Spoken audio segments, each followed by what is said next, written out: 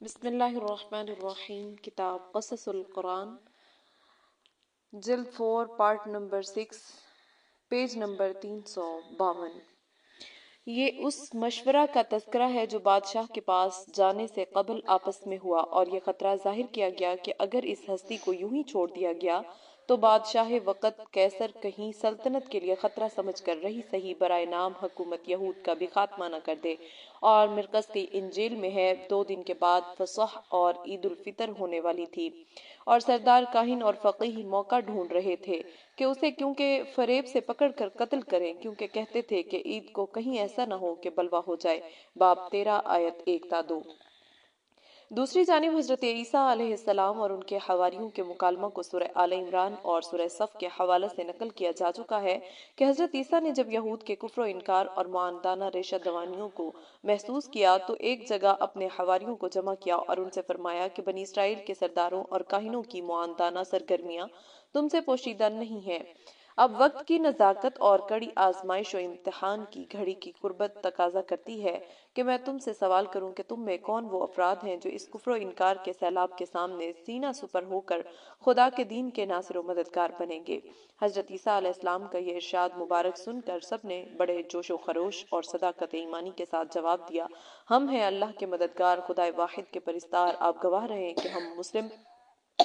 وفا شعار ہے، اور درگاہ باری میں اپنی اس اطاعت کوشی پر استقامت کے لیے یوں دست بدعا ہیں، اے پروردگار ہم تیری اتاری ہوئی کتاب پر ایمان لے آئے اور صدق کے دل کے ساتھ تیرے پیغمبر کے پیرو ہیں، خدایا تو ہم کو صداقت و حقانیت کے فداکاروں کی فہرست میں لکھ لے۔ حضرت عیسیٰ علیہ السلام اور ان کے فریضہ دعوت و تبلیغ کے خلاف یہود بنی اسرائیل کی مخالفانہ سرگرمیوں سے متعلق حالات کا یہ اکثر حصہ تو بیشتر ایسا ہے کہ قرآن اور انجیل کے درمیان اصولاً اس میں کوئی اختلاف نہیں ہے، لیکن اس کے مابعد کے پورے حصہ بیان میں دونوں کی قطعاً جدا جدا راہیں ہیں، اور ان کے درمیان اس درجہ تضاد ہے کہ کسی طرح بھی ایک کو دوسری راہ کے قریب نہیں لایا جا سکتا۔ البتہ اس جگہ پہنچ کر یہود اور نصارہ دونوں کا باہمی اتحاد ہو جاتا ہے اور دونوں کے بیانات واقعہ سے متعلق ایک ہی عقیدہ پیش کرتے ہیں۔ فرق ہے تو یہ ہے کہ یہود اس واقعہ کو اپنا کارنامہ اور اپنے لیے باعث فخر سمجھتے ہیں، اور نصارہ اس کو یہود بنی اسرائیل کی ایک قابل لعنت جدوجہد یقین کرتے ہیں۔ یہود اور نصارہ دونوں کا مشترک بیان ہے کہ یہود کے سرداروں اور کاہنوں کو یہ اطلاع ملی کہ اس وقت یسوع لوگوں کی بھیڑ سے الگ اپنے شاگردوں کے ساتھ ایک بند مکان میں موجود ہیں۔ یہ موقع بہترین ہے، اس کو ہاتھ سے نہ جانے دیجیے۔ فوراً ہی یہ لوگ موقع پر پہنچ گئے اور چاروں طرف سے مکان کا محاصرہ کر کے یسوع کو گرفتار کر لیا اور توہین و تذلیل کرتے ہوئے پیلاطیس کے دربار میں لے گئے تاکہ وہ ان کو سولی پر لٹکائے، اور اگرچہ پیلاطیس نے عیسیٰ کو بے قصور سمجھ کر چھوڑ دینا چاہا مگر بنی اسرائیل کے اشتعال پر مجبوراً سپاہیوں کے حوالے کر دیا۔ سپاہیوں نے ان کو کانٹوں کا تاج پہنایا، منہ پر تھوکا، کوڑے لگائے اور ہر طرح کی توہین و تذلیل کرنے کے بعد مجرموں کی طرح سولی پر لٹکا دیا اور دونوں ہاتھوں میں میخیں ٹھونک دیں، سینہ کو برچھی کی انی سے چھید دیا، اور اس کمپرسی کی حالت میں انہوں نے یہ کہتے ہوئے جان دے دی، ایلا ایلا لما سبقتنی۔ انجیل متی میں اس واقعہ کی تفصیلات کو ان الفاظ کے ساتھ بیان کیا گیا ہے۔ سردار کاہن نے اس سے کہا کہ میں تجھے زندہ خدا کی قسم دیتا ہوں، اگر تو خدا کا بیٹا مسیح ہے تو ہم سے کہہ دے۔ یسوع نے اس سے کہا کہ تو نے خود کہہ دیا، بلکہ میں تم سے سچ کہتا ہوں کہ اس کے بعد تم ابن آدم کو قادر مطلق کی داہنی طرف بیٹھے اور آسمان کے بادلوں پر آتا دیکھو گے۔ اس پر سردار کاہن نے یہ کہہ کر اپنے کپڑے پھاڑے کہ اس نے کفر بکا ہے، اب ہمیں گواہوں کی کیا حاجت رہی؟ دیکھو تم نے ابھی یہ کفر سنا ہے، تمہاری کیا رائے ہے؟ انہوں نے جواب میں کہا وہ قتل کے لائق ہے۔ اس پر انہوں نے اس کے منہ پر تھوکا اور اس کو مکے مارے، اور بعض نے تمانچے مار کے کہا، اے مسیح ہمیں نبوت سے بتا کہ کس نے تجھے مارا۔ جب صبح ہوئی تو سب سردار کاہنوں اور قوم کے بزرگوں نے یسوع کے خلاف مشورہ کیا کہ اسے مار ڈالیں، اور اسے باندھ کر لے گئے اور پیلاطیس کے حاکم کے حوالہ کیا، اور حاکم کا دستور تھا کہ عید پر لوگوں بنی اسرائیل کی خاطر ایک قیدی جسے وہ چاہتے تھے چھوڑ دیتا تھا۔ اس وقت برابا نام ان کا ایک مشہور قیدی تھا۔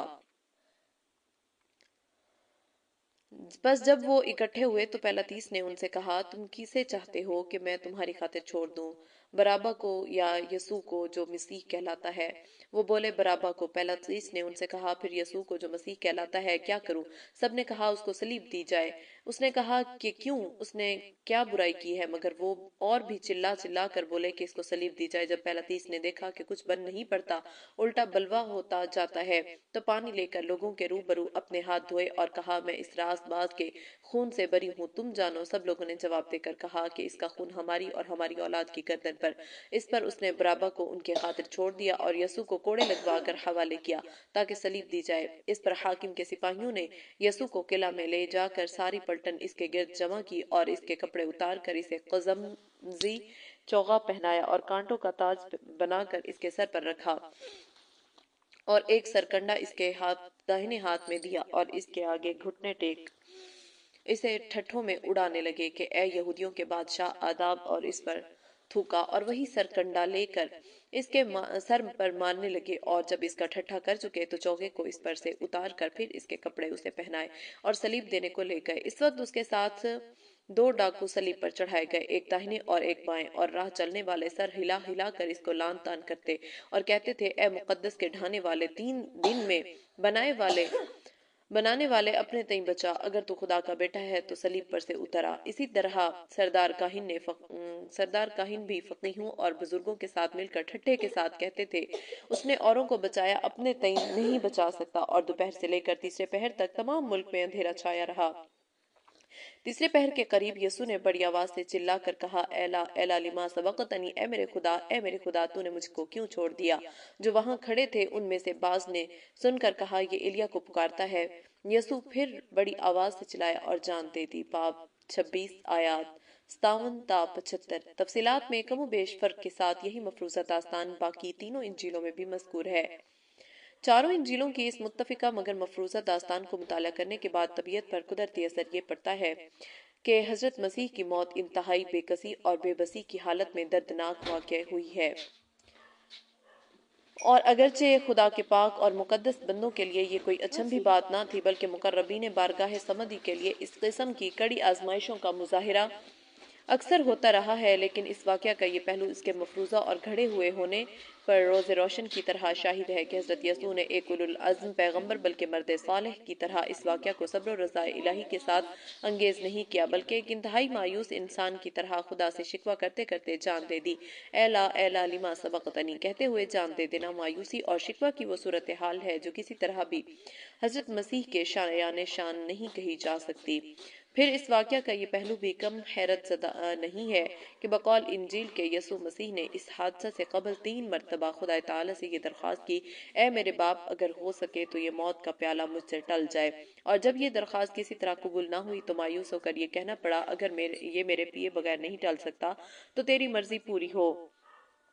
باعث حیرت بات یہ ہے کہ جبکہ عقیدہ کفارہ کے مطابق حضرت مسیح کا یہ معاملہ خدا اور اس کے بیٹے الاعیاذ باللہ کے درمیان طے شدہ تھا، تو پھر اس درخواست کے کیا معنی؟ اور اگر لوازم بشریت کی بنا پر تھا تو خدا کی مرضی معلوم ہو جانے اور اس پر قناعت کر لینے کے بعد پھر یہ بے صبر اور مایوس انسانوں کی طرح جان دینے کا کیا سبب؟ یہود کی گھڑی ہوئی اس داستان کو چونکہ نصارہ نے قبول کر لیا تو یہود از راہ فخر و غرور اس پہ بے حد مسرور ہیں اور کہتے ہیں کہ مسیح ناصری اگر مسیح موعود ہوتا تو خدا تعالیٰ اس بے بسی اور بے کسی کے ساتھ اس کو ہمارے ہاتھ میں نہ دیتا کہ وہ مرتے وقت تک خدا سے شکوہ کرتا رہا کہ اس کو بچائے، مگر خدا نے اس کی کوئی مدد نہ کی، حالانکہ ہمارے باپ دادا اس وقت بھی کافی اشتعال دیتے رہے کہ اگر تو حقیقتاً خدا کا بیٹا اور مسیح موعود ہے تو کیوں تجھ کو خدا نے ہمارے ہاتھوں اس ذلت سے نہ بچا لیا؟ واقعہ یہ ہے کہ نصارہ کے پاس جبکہ اس چبھتے ہوئے الزام کا کوئی جواب نہیں تھا اور واقعہ کی ان تفصیلات کو مان لینے کے بعد عقیدہ کفارہ کی کوئی قیمت باقی نہیں رہ جاتی تھی، تب انہوں نے واقعہ کی ان تفصیلات کے بعد ایک پارہ بیان کا اور اضافہ کیا۔ یوحنا کی انجیل میں ہے لیکن جب انہوں نے یسوع کے پاس آ کر دیکھا کہ وہ مر چکا ہے تو اس کی ٹانگیں نہ توڑ دیں، مگر ان میں سے ایک سپاہی نے بھالے سے اس کے پسلی چھیدی اور فی الفور اس سے خون اور پانی بہہ نکلا۔ ان باتوں کے بعد ارملیت کے رہنے والے یوسف نے جو یسوع کا شاگرد تھا یہودیوں کے خوف سے خفیہ طور پر پیلاطیس سے اجازت چاہی کہ یسوع کی لاش لے جائیں۔ پیلاطیس نے اجازت دے دی، پس وہ آ کر اس کی لاش لے گیا اور نیقدیمس بھی آیا جو پہلے یسوع کے پاس رات کو گیا تھا اور 50 سیر کے قریب مر اور عود ملا ہوا لایا بس انہوں نے یسوع کی لاش لے کر اسے سوتی کپڑے میں خوشبودار چیزوں کے ساتھ کفنایا، جس طرح کے یہودیوں میں دفن کرنے کا دستور ہے، اور جس جگہ اسے صلیب دی گئی وہاں ایک باغ تھا، اور اس باغ میں ایک نئی قبر تھی جس میں کبھی کوئی نہ رکھا گیا تھا۔ بس انہوں نے یہودیوں کی تیاری کے دن کے باعث یسوع کو وہیں رکھ دیا۔ ہفتہ کے پہلے دن مریم مگدلینی ایسے تڑکے کے ابھی اندھیرا ہی تھا قبر پر آئی اور پتھر کو قبر سے ہٹا ہوا دیکھا۔ پس وہ شمعون، پطرس اور اس کے دوسرے شاگرد کے پاس جسے یسوع عزیز رکھتا تھا دوڑی ہوئی گئی اور ان سے کہا کہ خداوند کو قبر سے نکال لے گئے اور ہمیں معلوم نہیں کہ اسے کہاں رکھ دیا۔ لیکن مریم باہر قبر کے پاس کھڑی روتی رہی، اور جب روتے روتے قبر کی طرف جھک کے اندر نظر کی تو دو فرشتوں کو سفید پوشاک پہنے ہوئے، ایک کو سرہانے اور دوسرے کو پائنتی بیٹھے دیکھا جہاں یسوع کی لاش پڑی تھی۔ انہوں نے اس سے کہا، اے عورت، تو کیوں روتی ہے؟ اس نے ان سے کہا، اس لیے کہ میرے خداوند کو اٹھا لے گئے ہیں اور معلوم نہیں کہ اسے کہاں رکھا۔ یہ کہہ کر وہ پیچھے پھری اور یسوع کو کھڑے دیکھا اور نہ پہچانا کہ یہ یسوع ہے۔ یسوع نے اسے کہا، مریم۔ وہ پھر کر اس سے عبرانی زبان میں بولی، ربونی، یعنی اسے استاد۔ یسوع نے اسے کہا، مجھے نہ چھو، کیونکہ میں اب تک باپ کے پاس اوپر نہیں گیا، لیکن میرے بھائیوں کے پاس جا کر ان سے کہو کہ میں اپنے باپ اور تمہارے باپ کے اور اپنے خدا اور تمہارے خدا کے پاس اوپر جاتا ہوں۔ مریم مگدلینی نے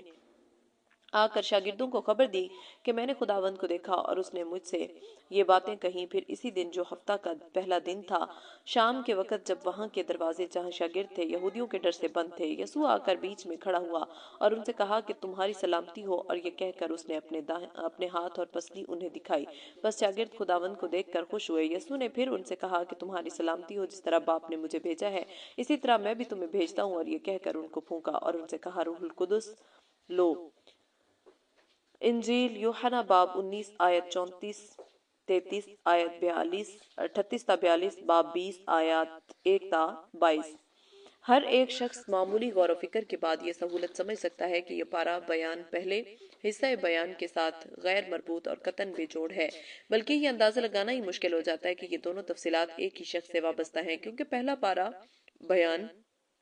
ایک ایسی شخصیت کا مرکہ ہے جو بے بس و بے کس، مایوس اور خدا سے شاکی نظر آتی ہے، اور دوسرا حصہ بیان ایسی ہستی کا رخ روشن پیش کرتی ہے جو خدائی صفات سے متصف، ذات باری کی مقرب اور پیش آمدہ واقعات سے مطمئن و مسرور ہے، بلکہ ان کے وقوع کی متمنی اور ان کے اپنے ادائے فرض کا اہم جز سمجھتی ہے، ببین تفاوت رہ از کجا ست تا بکجا۔ بہرحال حقیقت چونکہ دوسری تھی، اور ایک عرصہ دراز کے بعد عقیدہ کفارہ کی بدعت نے نصارہ کو اس کے خلاف اس گھڑے ہوئے افسانہ کی تصنیف پر مجبور کر دیا۔ اس لیے قرآن عزیز نے حضرت مریم اور حضرت عیسیٰ سے متعلق دوسرے گوشوں کی طرح اس گوشہ سے بھی جہالت و تاریکی کا پردہ ہٹا کر حقیقت حال کے رخ روشن کو جلوہ آرا کرنا ضروری سمجھا، اور اس نے اپنا وہ فرض انجام دیا جس کو مذاہب عالم کی تاریخ میں قرآن کی دعوت تجدیدی و اصلاح کہا جاتا ہے۔ اس نے بتایا کہ جس زمانہ میں بنی اسرائیل پیغمبر حق اور رسول خدا عیسیٰ ابن مریم کے خلاف خفیہ تدبیروں اور سازشوں میں مصروف اور ان پر نازاں تھے، اسی زمانے میں خدائے برتر کے قانون قضاء و قدر نے یہ فیصلہ نافذ کر دیا کہ کوئی طاقت اور مخالف قوت عیسیٰ ابن مریم علیہ السلام پر قابو نہیں پا سکتی، اور ہماری محکم تدبیر اس کو دشمنوں کے ہر مکر سے محفوظ رکھے گی۔ اور نتیجہ یہ نکلا کہ جب بنی اسرائیل نے ان پر نرغہ کیا تو ان کو پیغمبر خدا پر کسی طرح دسترس حاصل نہ ہوئی، اور ان کو بحفاظت تمام اٹھا لیا گیا، اور جب بنی اسرائیل مقصد میں ناکام رہے، اور اس طرح خدا نے اپنا وعدہ پورا کر دکھایا جو عیسیٰ ابن مریم کی حفاظت کے لیے کیا گیا تھا۔ تفصیل اس اجمال کی یہ ہے کہ جب عیسیٰ نے یہ محسوس فرمایا کہ اب بنی اسرائیل کے کفر و انکار کی سرگرمیاں اس درجہ بڑھ گئی ہیں کہ وہ میری توہین و تذلیل بلکہ قتل کے لیے سرگرم سازش ہیں، تو انہوں نے خاص طور سے اس مکان میں اپنے حواریوں کو جمع کیا اور ان کے سامنے صورتحال کا نقشہ پیش فرما کر ارشاد فرمایا، امتحان کی گھڑی سر پر ہے، کڑی آزمائش کا وقت ہے، حق کو مٹانے کی سازشیں پورے شباب پر ہیں، اب میں تمہارے درمیان زیادہ نہیں رہوں گا، اس لیے میرے بعد دین حق پر استقامت، اس کی نشر و اشاعت اور یاری و نصرت کا معاملہ صرف تمہارے ساتھ وابستہ ہو جانے والا ہے، اس لیے مجھے بتا دو کہ خدا کی راہ میں سچا مددگار کون کون ہے۔ حواریوں نے یہ کلام سن کر کہا، ہم سب ہی خدا کے دین کے مددگار ہیں، ہم سچے دل سے خدا پر ایمان لائے ہیں اور اپنی صداقت ایمانی کا آپ ہی کو گواہ بناتے ہیں۔ اور یہ کہنے کے بعد انسانی کمزوریوں کے پیش نظر اپنے دعویٰ پر ہی بات ختم نہیں کر دی، بلکہ درگاہ الہی میں دست بدعا ہو گئے کہ جو کچھ ہم کر رہے ہیں تو اس پر ہم کو استقامت عطا فرما اور ہم کو اپنے دین کے مددگاروں کی فہرست میں لکھ لے۔ اس جانب سے مطمئن ہو کر اب حضرت عیسیٰ اپنے فریضہ دعوت و ارشاد کے ساتھ ساتھ منتظر رہے کہ دیکھیے معاندین کی سرگرمیاں کیا رخ اختیار کرتی ہیں اور خدائے برحق کا فیصلہ کیا صادر ہوتا ہے۔ اللہ تعالیٰ نے اس سلسلہ میں قرآن عزیز کے ذریعہ یہود و نصارہ کے ظنون و اوہام فاسدہ کے خلاف علم الیقین کی روشنی بخشتے ہوئے یہ بھی بتایا کہ جس وقت معاندین اپنی خفیہ تدبیروں میں سرگرم عمل تھے، اسی وقت ہم نے بھی اپنی قدرت کاملہ کی مخفی تدبیر کے ذریعہ یہ فیصلہ کر لیا کہ عیسیٰ ابن مریم کے متعلق معاندین حق کی تدبیر کا کوئی گوشہ بھی کامیاب نہیں ہونے دیا جائے گا، اور بلا شبہ اللہ تعالیٰ کی قدرت کاملہ کی پوشیدہ تدابیر کے مقابلے میں کسی کی پیش نہیں کی جا سکے گی، اس لیے کہ اس کی تدبیر سے بہتر کوئی تدبیر ہو ہی نہیں سکتی۔ وَمَكَرُوا وَمَكَرَ اللَّهُ وَاللَّهُ خَيْرُ الْمَاكِرِينَ آل عمران پارہ 3 رکوع نمبر 13۔ اور انہوں نے یہود نے عیسیٰ کے خلاف خفیہ تدبیر کی اور اللہ نے یہود کے مکر کے خلاف خفیہ تدبیر کی، اور اللہ سب سے بہتر خفیہ تدبیر کا مالک ہے۔ لغت عرب میں مکر کے معنی خفیہ تدبیر اور دھوکہ کرنے کے ہیں، اور علم معنی کے قاعدہ مشاکلہ کے مطابق جب کوئی شخص کسی کے جواب یا دفاع ڈیفنس میں خفیہ تدبیر کرتا ہے تو وہ اخلاق اور مذہب کی نگاہ میں کتنی ہی عمدہ تدبیر کیوں نہ ہو، وہ اس کو بھی مکر ہی سے تعبیر کیا جاتا ہے، جیسا کہ ہر ایک زبان کے محاورہ میں بولا جاتا ہے برائی کا بدلہ برائی ہے۔ حالانکہ ہر شخص یہ یقین رکھتا ہے کہ برائی کرنے والے کے جواب میں اسی قدر مقابلہ کا جواب دینا اخلاق اور مذہب دونوں کی نگاہ میں برائی نہیں ہے، تاہم تعبیر میں دونوں کو ہم شکل ظاہر کر دیا جاتا ہے اور اسی کو مشاکلہ کہتے ہیں۔ یہ فصاحت و بلاغت کا اہم جز سمجھا جاتا ہے۔ غرض خفیہ تدبیر دونوں جانب سے تھی، ایک جانب برے بندوں کی بری تدبیر، دوسری جانب خدائے برتر کی بہترین تدبیر، نیز ایک جانب قادر مطلق کی تدبیر کامل تھی جس میں نقص و خامی کا امکان نہیں، اور دوسری جانب دھوکے اور فریب کی خامکاریاں تھیں جو تارے عنکبوت ہو کر رہ گئیں۔ آخر وہ وقت آ پہنچا کہ بنی اسرائیل کے سرداروں، کاہنوں اور فقیہوں نے حضرت عیسیٰ علیہ السلام کا ایک بند مکان میں محاصرہ کر لیا۔ ذات اقدس اور حواری مکان کے اندر بند ہے اور دشمن چاروں طرف سے محاصرہ کیے ہوئے ہیں، لہٰذا قدرتی طور پر یہ سوال پیدا ہوا کہ وہ کیا صورت ہو کہ جس سے دشمن ناکام رہے اور حضرت عیسیٰ کو کسی طرح کا بھی گزند نہ پہنچا سکے، تاکہ خدائے قادر کا وعدہ حفاظت اور دعویٰ تدبیر خیر پورا ہو تو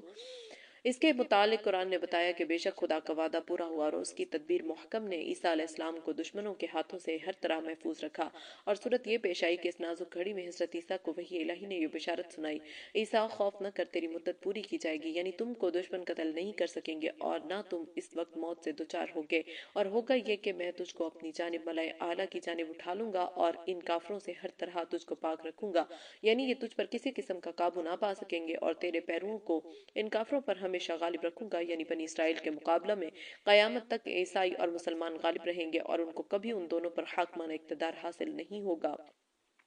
پھر انجام کر میری جانب موت کے بعد لوٹ آنا ہے، بس میں ان باتوں پر فیصلہ حق دوں گا جن کے متعلق تم آپس میں اختلاف کر رہے ہو۔ اذ قال اللہ یا عیسیٰ انی متوفیک ورافعک الی ومطہرک من الذین کفروا وجاعل الذین اتبعوک فوق الذین کفروا الى یوم القیامت ثم الی مرجعکم فاحکم بینکم فیما کنتم فیہ تختلفون۔ آل عمران پارہ 3 رکوع نمبر 14۔ وہ وقت ذکر کے لائق سے ہے جب اللہ تعالیٰ نے عیسیٰ سے کہا، اے عیسیٰ بے شبہ میں تیری مدت کو پورا کروں گا اور تجھ کو اپنی جانب اٹھا لینے والا ہوں، اور جو تیری پیروی کریں گے ان کو تیرے منکروں پر قیامت تک کے لیے غالب رکھنے والا ہوں، پھر میری جانب ہی لوٹنا ہے، پھر میں ان باتوں کا فیصلہ کروں گا جن کے بارے میں آج تم جھگڑ رہے ہو۔ وَإِذْ كَفَفْتُ بَنِي إِسْرَائِيلَ عَنْكَ إِذْ جِئْتَهُمْ بِالْبَيِّنَاتِ فَقَالَ الَّذِينَ كَفَرُوا مِنْهُمْ إِنْ هَذَا إِلَّا سِحْرٌ مُبِينٌ۔ پارہ 7 رکوع نمبر 5۔ قیامت کے دن اللہ تعالیٰ حضرت عیسیٰ کو اپنے احسانات شمار کراتے ہوئے فرمائے گا، وہ وقت یاد کرو جب میں نے بنی اسرائیل کو تجھ سے روک دیا، یعنی وہ کسی طرح تجھ پر قابو نہ پا سکے، جبکہ تو ان کے پاس معجزات لے کر آیا، اور ان میں سے کافروں نے کہہ دیا یہ تو جادو کے ماں سوا اور کچھ نہیں ہے۔ تو اب جبکہ حضرت عیسیٰ کو یہ اطمینان دلا دیا گیا کہ اس وقت محاصرہ کے باوجود دشمن تم کو قتل نہ کر سکیں گے اور تم کو غیبی ہاتھ ملائے اعلیٰ کی جانب اٹھا لے گا، اور اس طرح دشمنان دین کے ناپاک ہاتھوں سے آپ ہر طرح محفوظ کر دیے جائیں گے، تو اس جگہ پہنچ کر ایک دوسرا سوال پیدا ہوا کہ یہ کس طرح ہوا اور واقعہ نے کیا صورت اختیار کر لی، کیونکہ یہود و نصارہ تو کہتے ہیں کہ مسیح کو صلیب پر بھی لٹکایا اور مار بھی ڈالا، تو قرآن نے بتایا کہ مسیح ابن مریم کے قتل و صلیب کی پوری داستان سرتاسر غلط اور جھوٹ ہے، بلکہ اصل معاملہ یہ ہے کہ جب مسیح کو بقید حیات ملائے اعلیٰ کی جانب اٹھا لیا گیا اور اس کے بعد دشمن مکان کے اندر گھس پڑے تو ان پر صورتحال مشتبہ کر دی گئی اور وہ کسی طرح نہ جان سکے کہ آخر اس مکان میں سے مسیح کہاں چلا گیا۔ وقولهم إنا قتلنا المسيح عيسى بن مريم رسول الله وما قتلوه وما صلبوه ولكن شبه لهم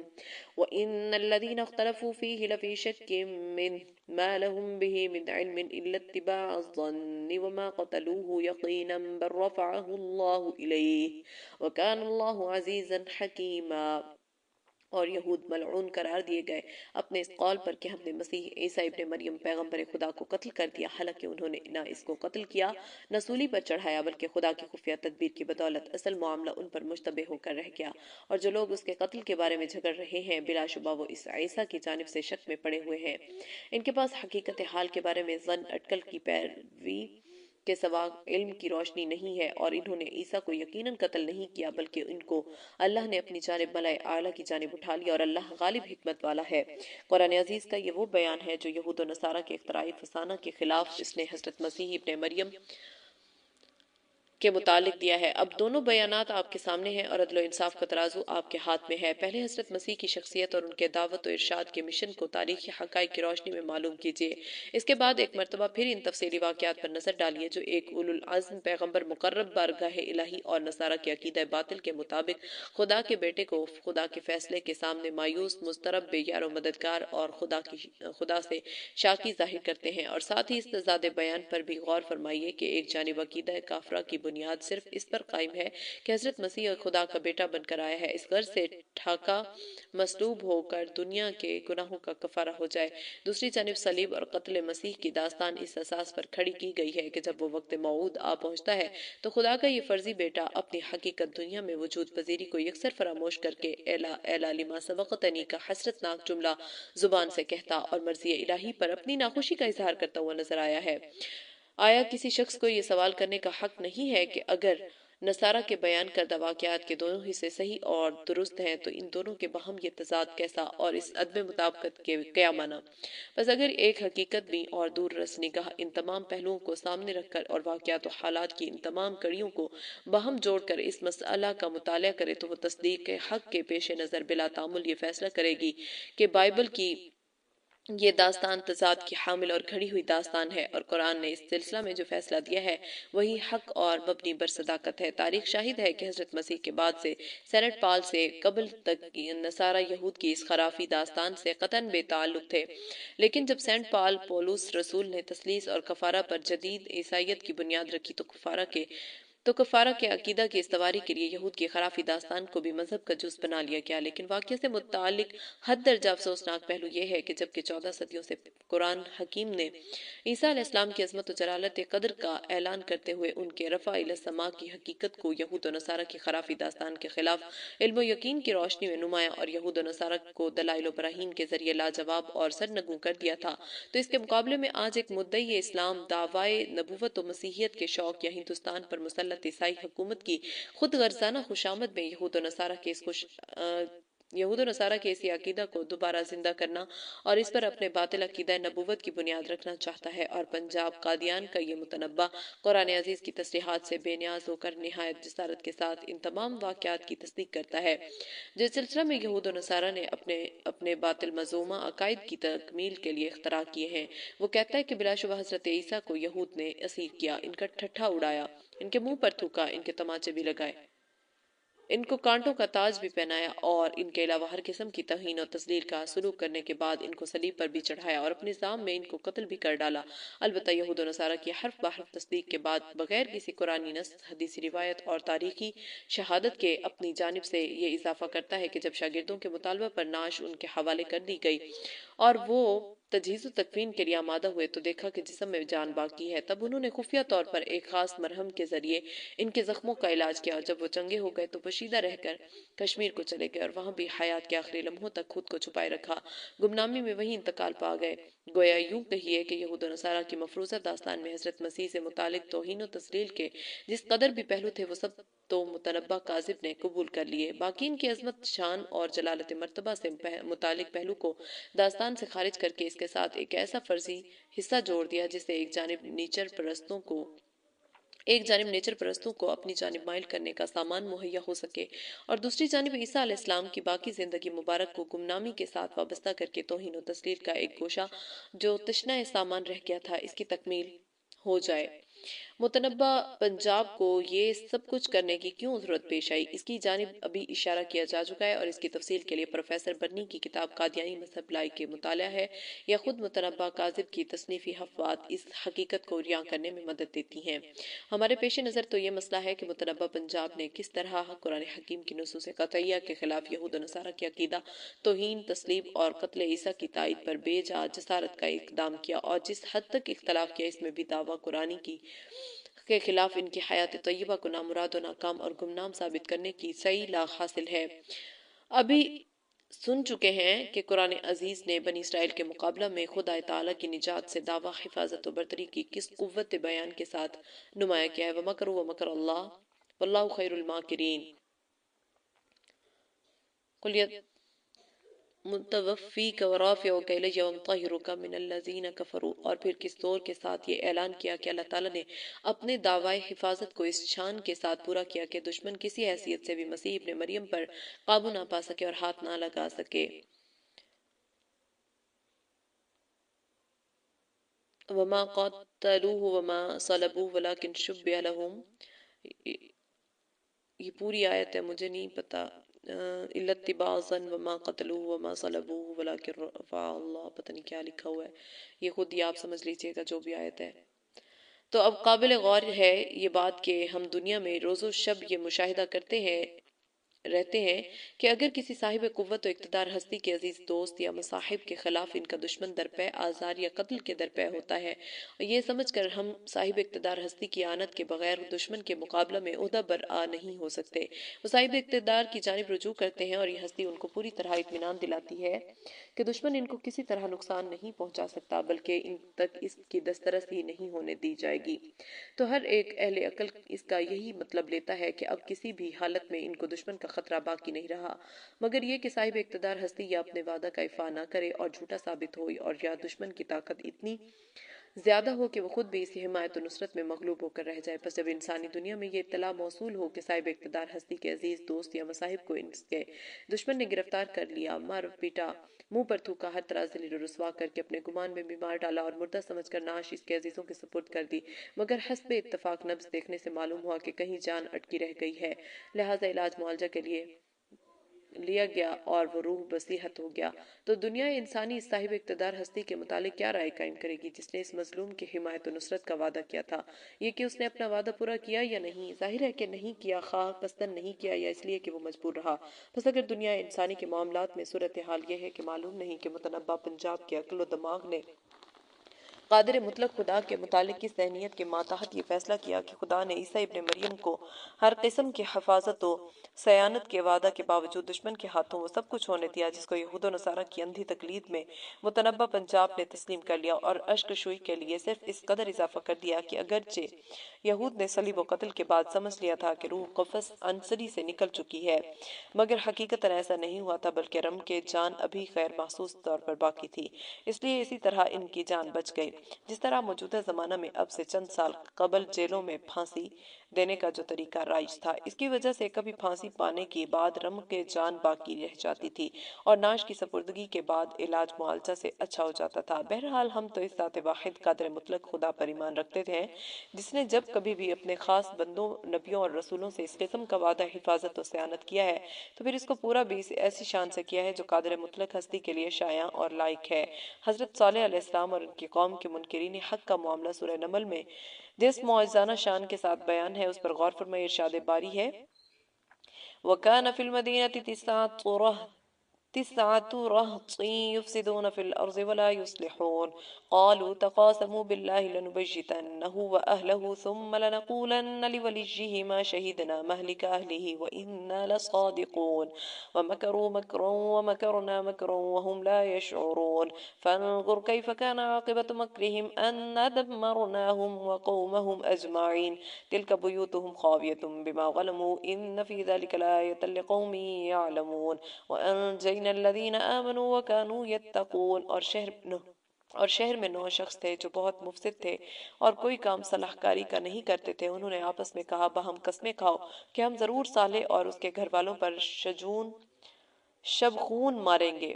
پھر اس کے وارثوں سے کہہ دیں گے کہ ہم اس کے خاندان کی ہلاکت کے وقت موقع پر موجود ہی نہیں تھے، اور قسم بخدا ہم ضرور سچے ہیں۔ اور انہوں نے صالح کے خلاف خفیہ سازش کی اور ہم نے بھی ان کے سازش کے خلاف خفیہ تدبیر کی، اور ہماری خفیہ تدبیر کو نہیں سمجھتے تھے۔ پس اے محمد دیکھو کہ ان کے خفیہ سازشی تدبیر کا کیا حشر ہوا، یہ کہ ہم نے ان کو مفسدوں کو اور ان کی سرکش قوم کو سب کو ہلاک کر دیا۔ نگاہ اٹھا کر دیکھو، یہ قریب ہی ہیں، ان کے گھروں کے کھنڈر ویران ہیں ان کے ظلم کی وجہ سے۔ بے شک اس واقعہ میں نشانی ہے سمجھ والوں کے لیے، اور ہم نے نجات دی ایمان والوں کو جو کہ پرہیزگار تھے۔